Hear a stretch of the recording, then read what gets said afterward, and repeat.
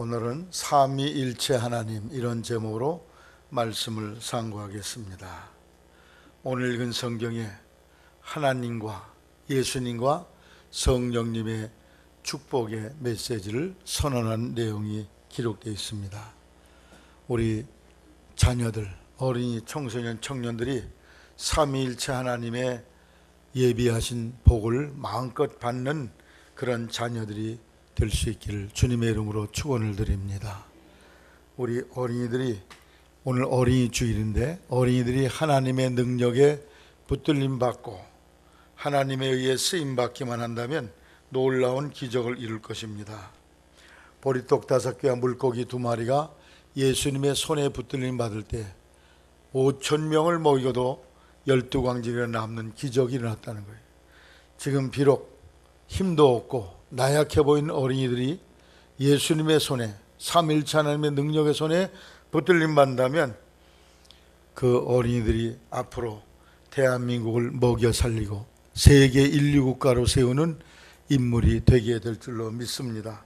어린 소년 사무엘이 예수님의 능력으로, 하나님의 권능으로 붙들림 받을 때 혼돈 가운데 있는 이스라엘을 하나님의 빛이 비치는 나라로, 질서가 세워진 나라로 바꿔놓았습니다.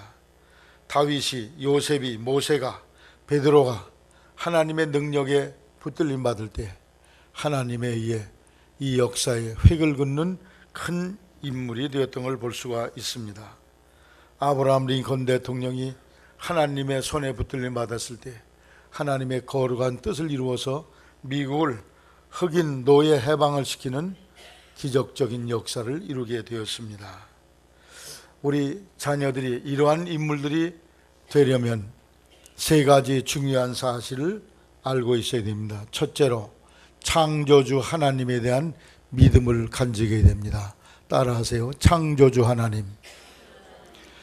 창조주 하나님은 우주 만물을 하나님이 지으셨다. 그리고 여기 앉아있는 나를 지으셨다 하는 그 확실한 믿음을 갖는 것입니다. 그래서 인간이 하나님이 창조했다는 그 믿음을 가질 때에 인간은 살아야 될 인생의 목적이 뚜렷해지게 되게 되는 것입니다. 그래서 목적이 있는 삶을 살 수 있어요. 상권이 여기 쳐다봐요. 상권이는 어떤 인물이 되고 싶어 하세요? 아주 축구를 유능하게, 딴 학생보다 잘하는데 축구하고 싶죠? 그래요? 안 해요? 좀 큰 소리로 답변했으면 좋겠는데. 하나님이 상권이 나를 무엇을 위해서 이 땅에 지으셨을까? 상권이가 그것을 발견해야 돼요. 그러려면 하나님이 나를 만드셨다, 지으셨다는 믿음이 생겨야 됩니다. 하나님이 나를 만드셨다 그러면 괜히 만들진 않았을 거예요. 뭔가 목적이 있어서 만들었을 거예요. 그렇죠? 그래 안 그래요? 뭔가 하나님의 뜻이 있어서 저 잘생기고 아주 운동 경기도 잘하는 이 아주 만물의 영장, 하나님의 걸작품, 세계 누구도 본따서 만들 수 없는 저런 인물을 우연히 괜히 만들 리가 없단 말씀이에요. 여러분, 이 마이크를 만든 사람이 있을 거예요. 만들었어요. 이 마이크는 뭐 때문에 만들었을까? 목적이 분명하죠. 소리를 크게 확대하기 위해서. 마이크를 만들어 놓고 이걸로 젓갈질 하려고 만들었을 리는 없죠. 젓갈은 젓갈질 하기 위해서 만들었고, 이것은 젓갈처럼 생겼지만 목소리를 크게 확대시키기 위해서 만들어요. 이거 굉장히 비싼 거예요. 기술자가 엄청난 노력을 통해서 내가 알기에는 한 60만 원 되는 걸로 알고 있는 이 마이크 하나에. 여러분, 그릇은 왜 만들었습니까? 그릇, 음식물을 담아 먹게 하기 위해서 만들었어요. 지금 여러분이 땅을 파다가 옛날 고려 시대의 사금팔이, 그릇에 깨진 부분을 여러분이 찾을 수 있어요. 발견할 수 있습니다.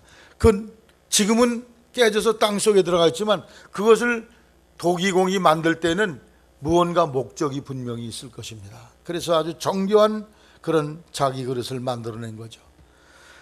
여기 있는 사람들은 우리 자녀들, 어린이, 청소년, 청년들 모두가 다 하나님의 작품입니다. 하나님이 만드셨다는 거죠. 창조주 하나님이 지으셨다는 것입니다. 하나님이 지으셨다 하면 거기에는 분명한 합리적인 목적이 계시다는 것입니다. 괜히 우연히 쓸데없이 인간을 이렇게 만들어 놓지 않았을 거예요. 사람이 얼마나 신비합니까? 저는 가끔 목욕을 하면서 내 몸을 만져봐. 이야, 참 신비하다. 근데 내가 언제 죽는 날 이 신비한 몸을 옷 벗듯이 벗어 던지고 간다? 아깝다 그런 생각이 들기도 하더라고요. 얼마나 인간이 이 창조된 이 피조물 인간이 아주 존귀하고 아름답게 만들었습니까? 어떤 과학자도 인간의 몸을 만들 수가 없어요. 비슷하게 로봇은 흉내내서 만들 수 있지만 사람같이는 못 만들어요. 인간이 이렇게 하나님이 만드셨다는 그 창조 신앙이 있을 때에 인생의 목적이 뚜렷한 인물이 될 수 있다는 것입니다.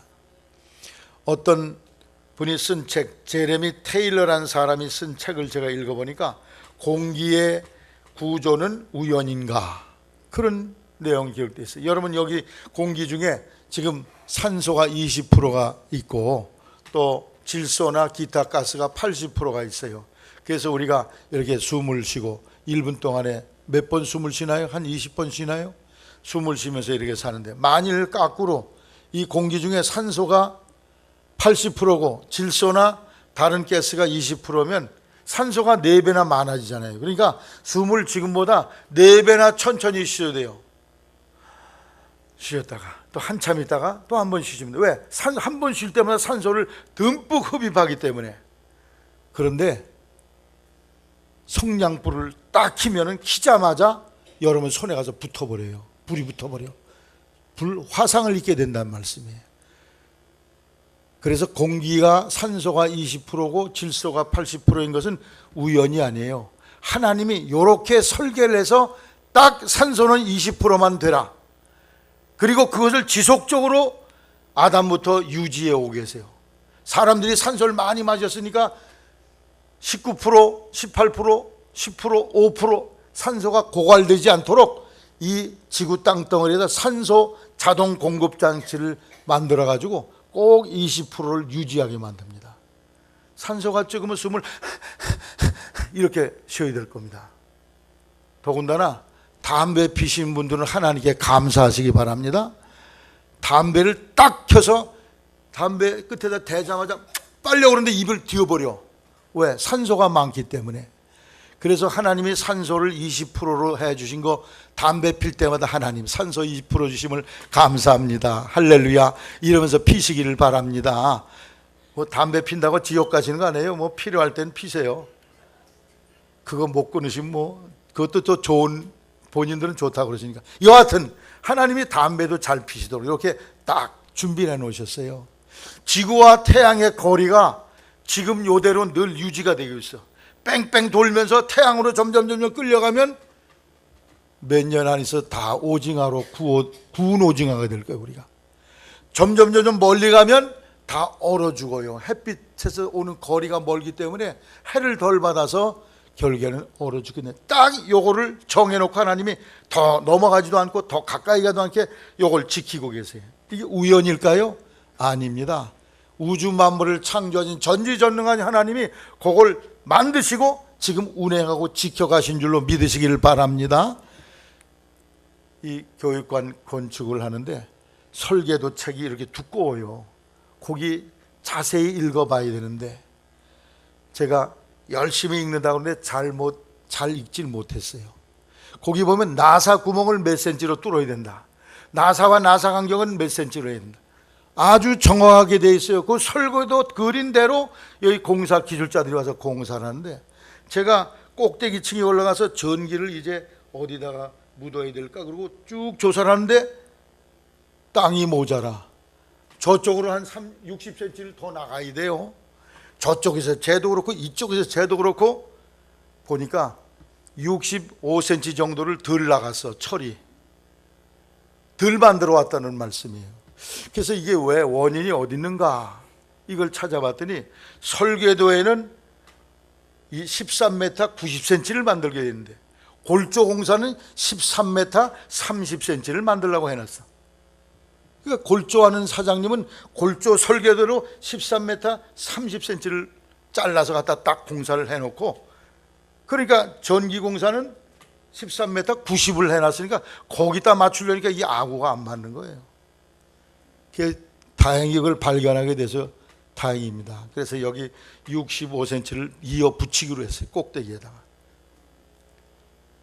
저런 건물 하나도 섬세하게 설계가 되어 있는데, 하물며 이 만물의 영장인 우리 청소년 학생들 하나님이 대충 만들지 않았어요. 아주 완벽하고 철저하게 따라서 하나님의 걸작품으로, 최고의 걸작품이야. 여러분은 옆 사람들에게 얘기하세요. 하나님의 걸작품이십니다. 상관이 이리 와. 거기 앉을 자리가 아니에요. 여기 황금의자에 앉아요.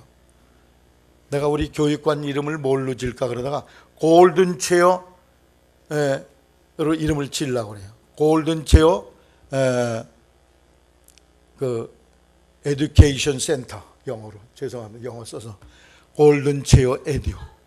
우리 학생들이 황금 의자에 앉도록 만드는 교육관이 돼야 돼. 그 유리창도 내가 황금으로 다 만들면 좋겠어. 얼마나 비쌀까요? 거길 못 가, 그렇게 그물을 못 해도 여기 금 의자에는 좀 앉으시기 바랍니다. 따라 하나님의 걸작품이다. 따라 나는 하나님의 걸작품이다. 기기묘묘하게 만드셨어요. 사람을 생각해 보세요. 얼마나 신묘막측한지요. 여기에는 목적이 있단 말이에요, 없단 말이에요? 목적이 분명히 있단 말씀입니다. 분명한 목적이 있어요. 그런데 학교 공부는 뭘 가르치냐? 인간이 어디서 왔냐? 알 수 없다는 거예요. 그리고 인간은 어디서 왔는지 알 수 없을 뿐 아니라, 제가 학교 다닐 때 배운 바로는 지금도 똑같이 배울 거예요.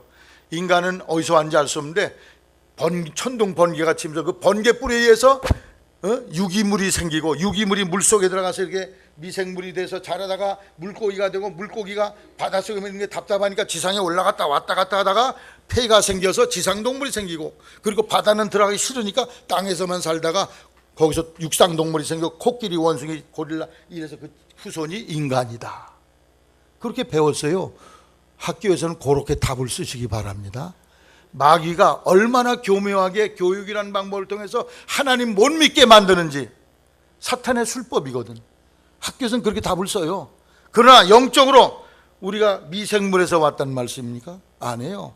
우주 만물을 창조하신 하나님으로부터 하나님의 형상대로 지음받은 탁월하고 특별하고 유일한 피조물이 여기 앉은 우리 학생들이라는 말씀이에요.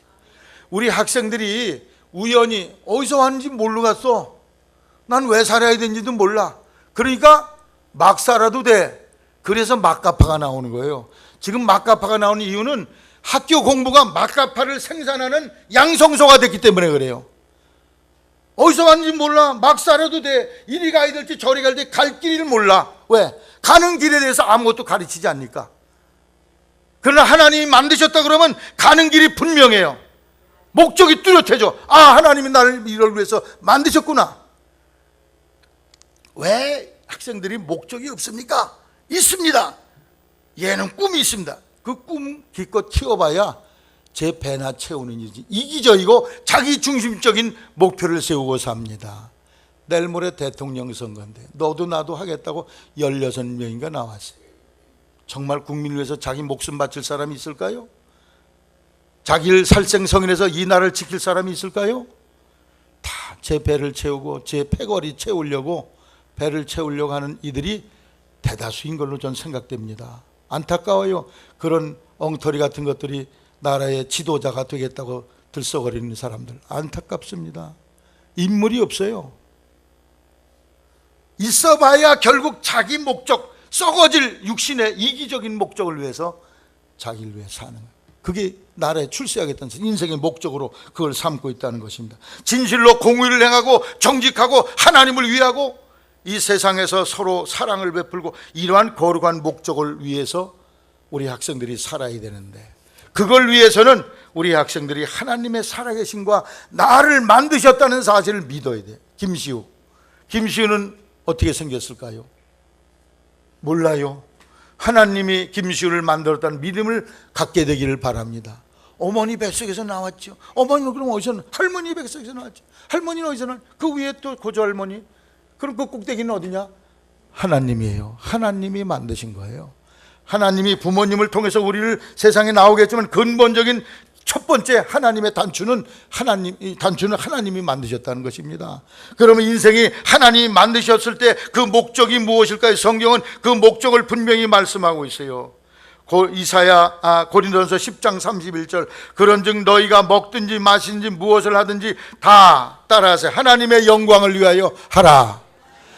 하나님의 영광을 위하여 하라. 이 말은 뭐냐? 영광이라는 게 구름 잡는 것 같잖아요. 이 일을 하면은 하나님의 이름이 드러날는지, 하나님에게 욕이 될는지, 그것을 여러분이 알고서 일을 하라는 말씀이에요. 김시우가 만일 변호사가 됐다 그러는데, 변호사가 돼서 정말 의로운 일을 하고 좋은 일을 많이 하고 이러면 하나님의 영광이 들어가지만, 어떤 사람을 이용해서 저놈을 이용하면 내가 돈 좀 벌겠네, 이용하려는 이기적인 목적으로 한다면 하나님의 영광에 욕을 돌리는 거예요.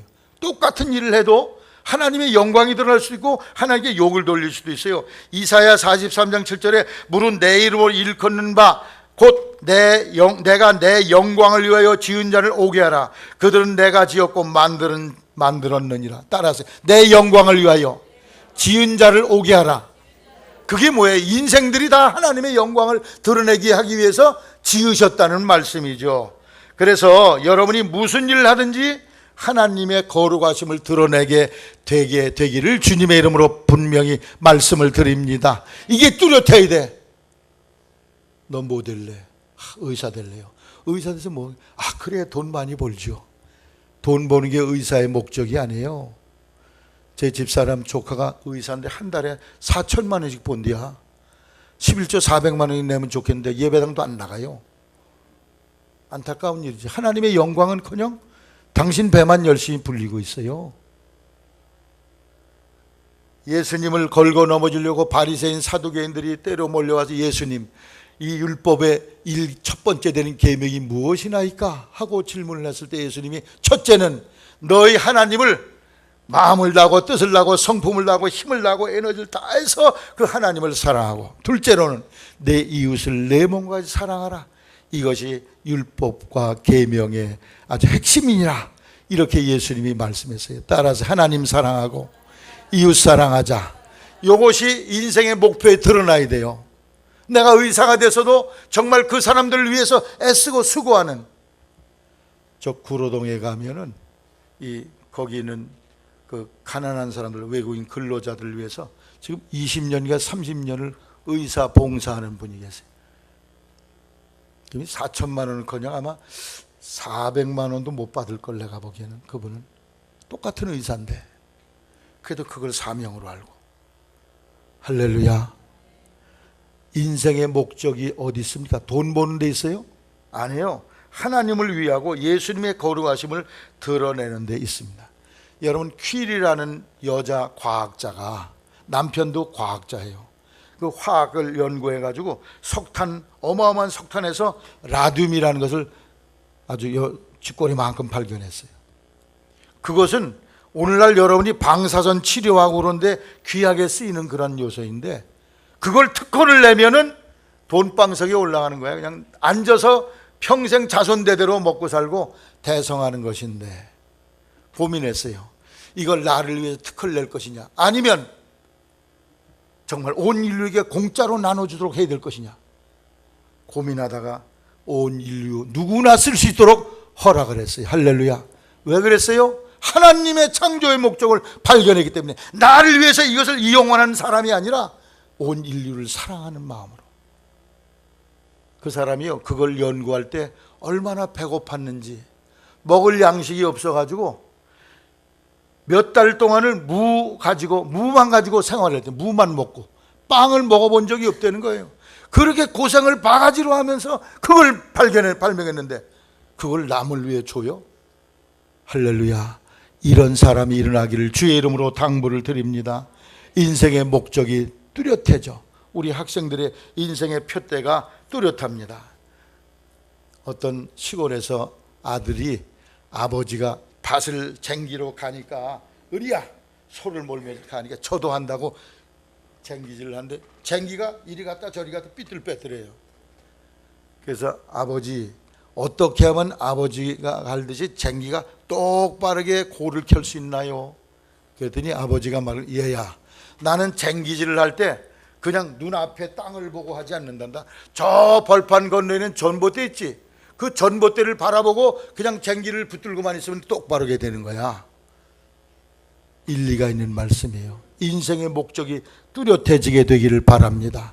먼 미래의 목표가 뚜렷해야 돼요.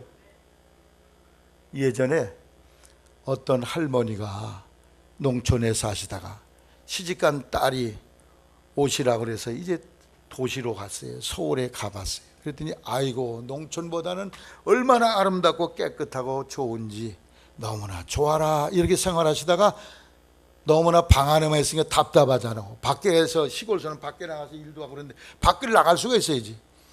나가긴 나가야 되는데 어디로 갈까 그러다가 나가보니까 집들이 다 똑같아. 그렇잖아요. 시골 집들이 그냥 똑같이 연립들을 지어놨으니까, 아니 이놈 그 이리 나갔다가 어디로 들어와야지 이거. 근데 마침 딸내 지붕 위에 고양이가 앉아있는 거야. 그래서 아이고 잘됐다, 저놈은 고양이 보고 다녀오면 되겠네. 그리고 마을을 다니다가 집에 오려고 고양이를 찾았더니 고양이가 지붕에 없어. 고양이는 뭐 어디 갔지? 고양이가 죽은 고양이가 아니라 살아있는 놈이니까 지 멋대로 돌아다닐 거 아니에요. 인생의 목적을 왔다리 갔다리 하는 거에 두면 안 된다는 말씀이에요. 이거 할까 저거 할까 왔다 갔다 이랬다가는 아무도 성공하지 못해. 변치 않은 목적, 뚜렷한 여러분의 목표가 일어나기를 주님의 이름으로 당부를 드립니다. 그 목적 중에 최고의 목적이 뭐냐? 하늘나라에 꼴이 나는 거야. 천국에 들어가는 것, 영생, 이 죽음의 세계를 벗어나면 문을 열고 나가자마자 더 좋은 세계에 여러분이 갈 수 있다는 천국에 대한 목표를 여러분이 뚜렷하게 하게 되기를 바랍니다. 하루살이와 메뚜기가 하루 종일 논에서 재밌게 놀았어요. 날이 저물어오자 메뚜기가 하루살이에게 이렇게 말했어요. 야, 오늘 종일 노느라고 너무 피곤하다. 오늘 한밤 자고 내일 놀자. 그랬어요. 그랬더니 하루살이가, 내일이 뭔데? 내일 말이야. 내일 내가 설명해 줄게. 내일은 이제 해가 지잖아. 그럼 날이 차진다고. 그리고 하늘에 별이 떠. 그리고 시간이 좀 지나면 아침에 동쪽에서 해가 훤히 떠올라. 그게 아침이고 내일이야. 그러더니 너 하루 종일 더운 데서 놀더니 정신이 돌았구나. 내일이 어디 있어 이놈아. 그러면서 사라져 버렸다는 거예요. 예수 안 믿는 사람들이 꼭 이래. 우리가 영원한 천국이 있다고 얘기하면, 아이고 저것들이 다 미쳤지. 돈 갖다 교회에다 퍼주고 그냥 시간 바치고 이 바쁜 와중에 논에 가서 일해야 되는데, 이러면서 욕을 하고 있어요.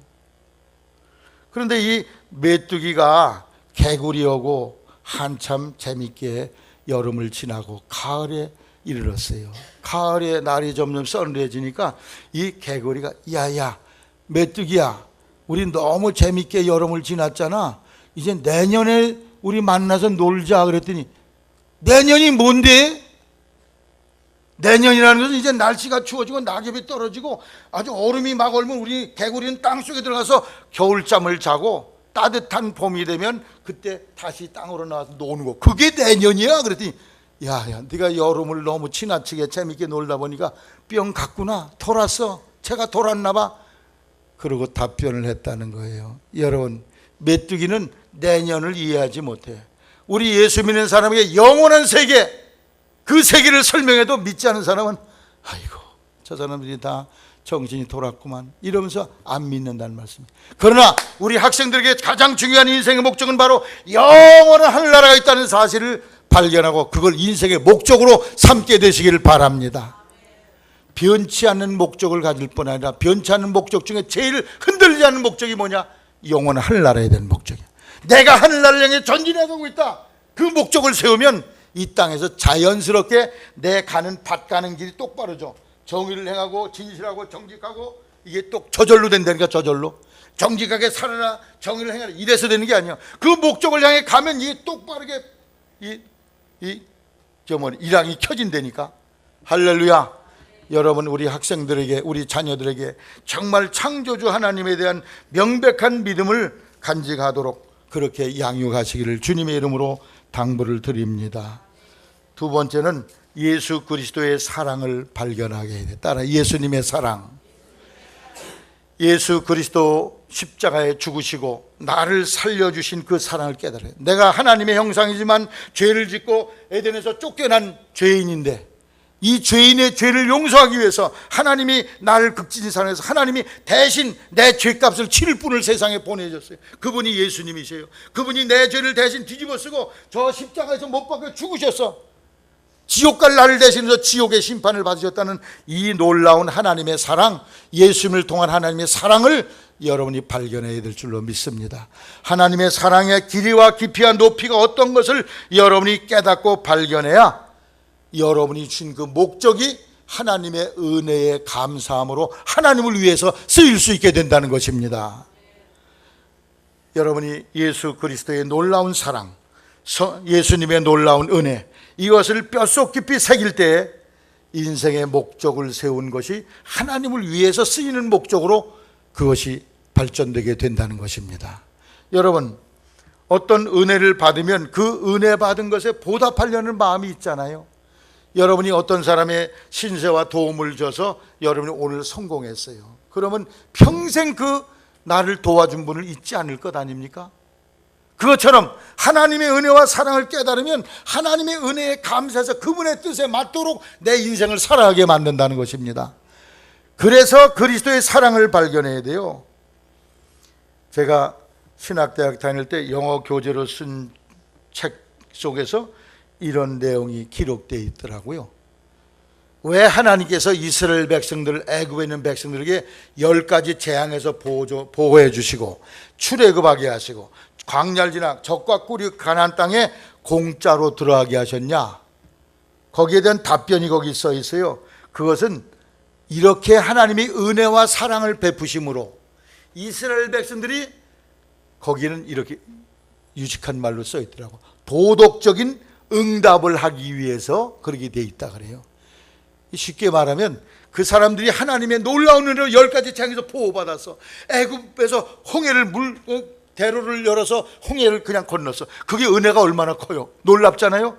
하나님 은혜가 너무 감사하네. 그래서 내가 하나님이 기뻐하는 예배드리고 하나님이 기뻐하는 봉사하고 섬기는 이런 일을 하도록 하기 위해서 먼저 은혜를 쏟아부으셨다는 거예요. 오늘 하나님이 예수님을 통해서 우리에게 놀라운 은혜와 사랑을 베푸셨는데, 지옥 갈 나를 지옥불에 건져주시고 지옥 가지 않도록 나에게 은혜를 베풀어 주셨는데, 예수님에게 내 죄를 뒤집어 씌워서 그분이 내 지옥의 형벌을 다 받게 하셨는데, 그 사랑을 깨닫게 되기를 바랍니다. 그 사랑을 깨달아야 자발적으로 하나님의 은혜가 너무 크네, 내게 주신 은사와 재능과 달란트 이걸 어디다 써야 될까? 하나님 위해 써야 되겠네, 이웃 사랑 위에 써야 되겠네, 이러한 삶으로 바뀌어지게 된다는 말씀이, 이게 바로 도덕적인 응답이라는 표현의 내용입니다.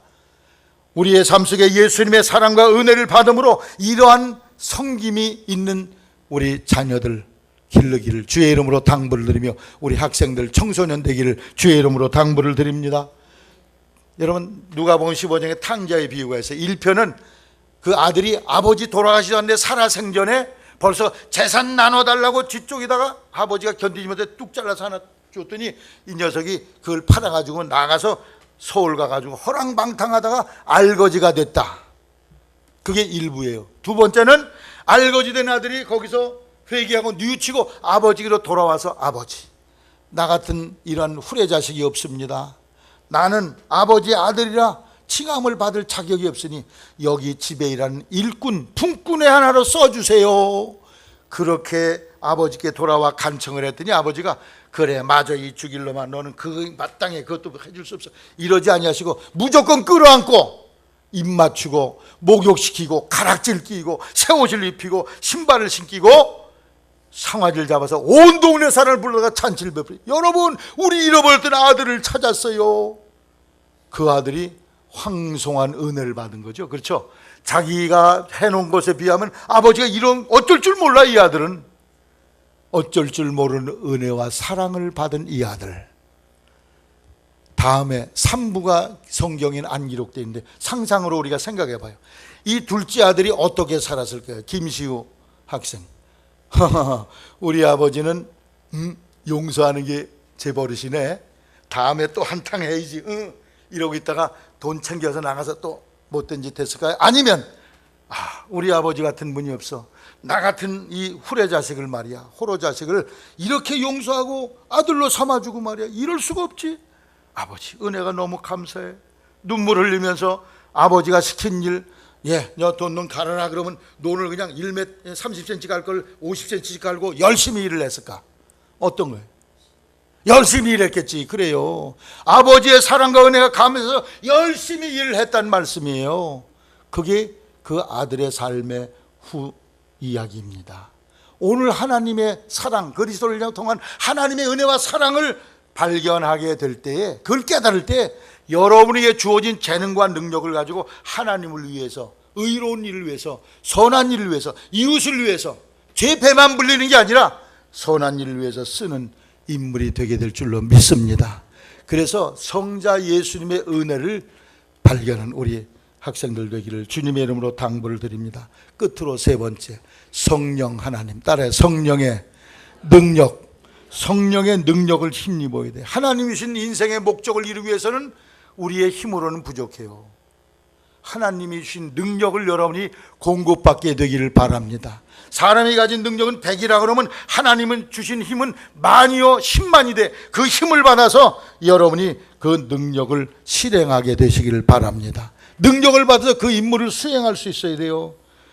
그래서 성경에 성령을 보혜사라고 되어 있는데, 보혜사, 따라해. 보혜사.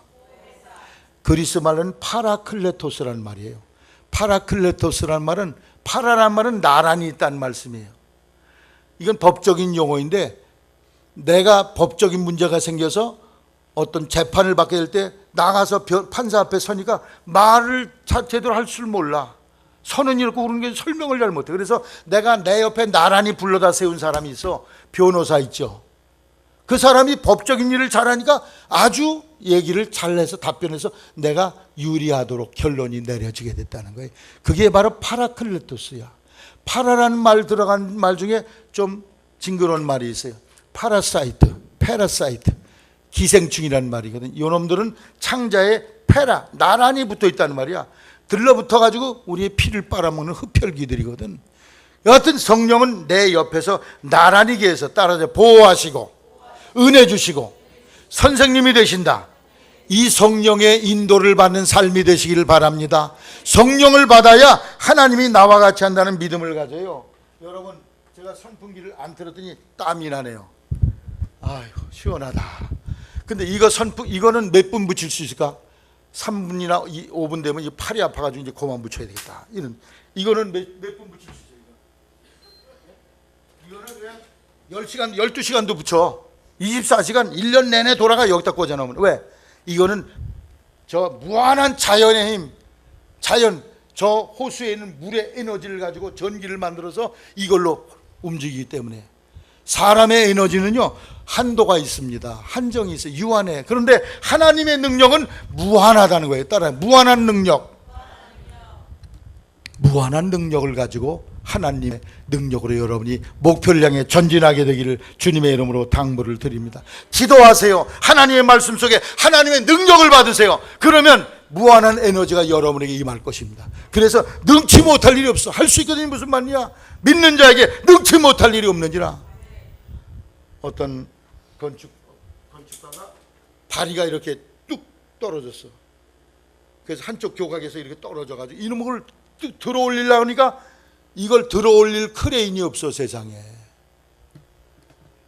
그래서 연구하다가 마침내 한 아이디어를 냈어요. 그건 물이 쫙 빠진 뒤에 빈 배를 갖다가 다리 밑에다 다 받치는 거야. 교각, 그 다리 그 밑에다가. 그랬더니 무슨 일이 생겼어요? 물이 점점 들어오니까 이걸 떠받쳐 올라가는 거야. 쫙 올려서 드디어 다리를 제 궤도에 올려놓게 됐다는 거예요. 할렐루야. 무슨 힘을 이용했어요? 자연의 무한한 힘. 근데 하나님은 자연을 만드신 하나님이기 때문에 더 무한한 능력이 계심을 믿습니다. 우리 학생들 속에 이러한 능력을 충만히 받게 되기를 바랍니다. 그래서 상관이 성령의 능력을 받으면 골을 이리 차다 저리 차다 하다가 하나님의 능력으로 탁월한 골인을 할 수 있게 돼요. 할렐루야. 해봐요. 기도하고 성령의 능력과 지혜를 구하세요. 하나님이 창조적인 아이디어를 줍니다. 제가 청년 때 갖고 싶어 하던 라디오가 있어요. 그건 워크맨이라는 라디오예요. 여기다 끼고 다니면서 그냥 노래를 듣고, 아이고 나는 언제나 저런 거 사나 부러워했지만 써보지 못했어요. 그 워크맨 누가 만드는지 아세요? 일본 소니 회사에서 만들었어요. 근데 소니 회사가 그것보다 거기서 멈췄기 때문에 그것보다 더 나은 제품을 만들지 못해가지고 지금 무슨 시대예요? 디지털 시대야. 그래가지고 소니가 지금 내려가고 있어. 옛날 여기 녹음 테이프 돌리는 부식 그걸로 세상을 떠들썩하게 했었는데 워크맨으로 내리막길에 디지털 제품을 제대로 만들지 못했어. 여러분 노르웨이인가 아래 거기에 보면 그 노키아라는 회사가 있어요. 노키아 핸드폰 많이 만드는 회사가 있었는데 노키아가요 그 덴마크인가 스웨덴인가 뭐 그 나라에 국민 그 생산의 뭐 20%인가 얼마를 지원을 한대요. 그러니까 국가 경제 20%를 담당했나 그랬던데 지금 완전히 망해가는 자리죠. 왜? 삼성에서 요놈의 걸 만들었거든요. 요거. 그거 쓰갔어? 이거 쓰갔어요? 왜? 뭘 쓰갔어? 장로님 같으면 그거 쓰갔어. 옛날 구닥다리 핸드폰 쓰시갔어? 이거 쓰시갔어? 이걸 더 사람들이 선호할 거니까 그러니까 사람들이 쫙 몰려가니까 그건 사양길에 간 거예요. 회사가 문을 닫을 지경이 됐어요. 옛날에 어떤 시계 기술자가 디지털 시계를 만들어서 스위스 그 톱니바퀴로 돌아가는 시계 있잖아요. 그 회사에다 갖다 주고 당신이 이것들을 좀 만들어 보시오. 아이고 시계는요 톱니가 있어 째깍째깍째깍 이러니까 이게 진짜 시계지 그딴 뭐 디지털 그냥 글자 쭉 있고 에이 안 합니다. 내쫓았어. 그 사람들이 일본 가가지고 일본서 그게 개발이 돼서 발전돼 가지고 지금 째깍째깍하는 기계 시계 써요? 디지털 시계 써요? 디지털 시계 쓰잖아. 그게 돈방석에 하는 거예요. 그래서 매사에 창조적인 지혜와 아이디어가 있어야 돼. 우리 학생들 위해 하늘의 성령의 충만을 받아서 지혜가 충만하기를 바랍니다. 창조적인 능력이 충만하기를 바랍니다. 하나님의 창조적인 능력, 이 권능이 올 때에 여러분이 인생을 승리로 이끌어갈 수 있어요. 따라하세요. 성령님 내게 충만히 오시옵소서. 할렐루야. 성령은 지혜의 신이요 총명의 신이라고 그랬어요. 이 성령의 능력으로 충만한 받는 우리 학생들 되기를 바랍니다. 여러분 하나님에 대한 이해가 여러 가지 있어요. 하나님 안 계시다 그걸 무신론이라고 그래요. 근데 하나님 계시다 그런 걸 유신론이라고 그래요. 근데 유신론 속에도 세 종류가 있어요. 하나님은 나무나 돌이나 짐승 속에 들어있다 그렇게 믿는 신앙이 있어요. 그래서 동물을 숭배하고 나무 숭배하고 선왕당 숭배하는 거 그 왜 그래? 거기 신이 있다고 믿기 때문에 그래요. 그거를 유식한 말로 범신론이라고 그래요. 근데 성경은 그런 잘못됐다고 말해. 거기 신이 없다고 그래. 도리어 자연 마음을 나무 오래된 건 다 잘라서 사람이 떼든지 사람 마음대로 쓰라는 거예요.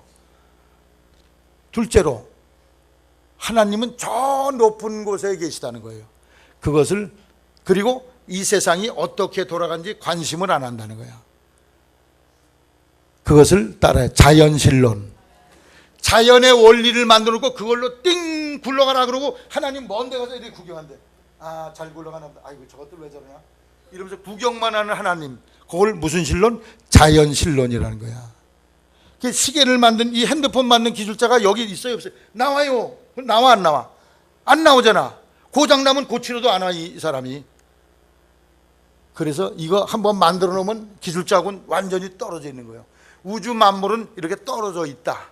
그런 사상, 그런 신앙인데 성경은 그것도 잘못됐다고 그래. 그게 아니라 따라 하나님은 창조하시고 지금도 함께 하시며 우리를 고쳐주시고 변화되게 하시고 창조적이 되게 하신다. 함께 하신 하나님, 그 하나님이 성령 하나님이에요. 요걸 믿어야 돼요. 그래야 우리가 매 순간마다 창조적인 삶을 살면서 인생을 성공으로 이끌어가게 될 줄로 믿습니다. 여러분 오늘 예배당 올 때 뭐 타고 오셔서? 걸어오셔서 차 타고 오셨어? 차 타고 왔지. 왜 차 타고 와요? 차가 편안하게 우리는 차가 왜 그렇게 편안하게 해줘요? 사속의 엔진에 불이 붙었기 때문에 그래. 성령의 불이 타면은 못할 게 없어. 할 수 있거든요. 무슨 말이냐? 능치 못할 일이 없느니라. 요즘은 아주 너무 편한 시대가 돼서 전부 걸어오라 그러면 다 안 온다고 그래. 이젠 앞으로 차에서 내리자마자 의자에 뜨 앉는 이런 예배당이 될 거야. 여기 올라오는 것도 귀찮으니까 앞으로는요 내리자마자 두루누워서 예배 드리는 데를 좋아할 거예요. 있어 우리 교회도 저 유아질에 가서 두루누워서 예배 드릴 사람 거기 들어가면 돼. 편안을 얼마나 바치는지 사람들이. 여하튼 창조적인 에너지와 능력이 성령 속에 있는데 이 성령 충만한 우리 학생들 되기를 주의 이름으로 당부를 드립니다. 세 가지 말씀드려서 창조주 하나님을 믿어야 인생의 목적이 뚜렷해지고, 둘째로 예수님의 은혜를 발견해야 내 재능을 그분을 위해서 감사해서 쓸 수 있게 되고, 셋째로 성령 하나님을 믿어야 변찬 에너지, 끊임없는 영원한 무한한 에너지로 무장되게 되는데, 이래서 우리 세계를 변화시킨 인물이 우리 선행교회에서 일어나기를 주의 이름으로 축원합니다.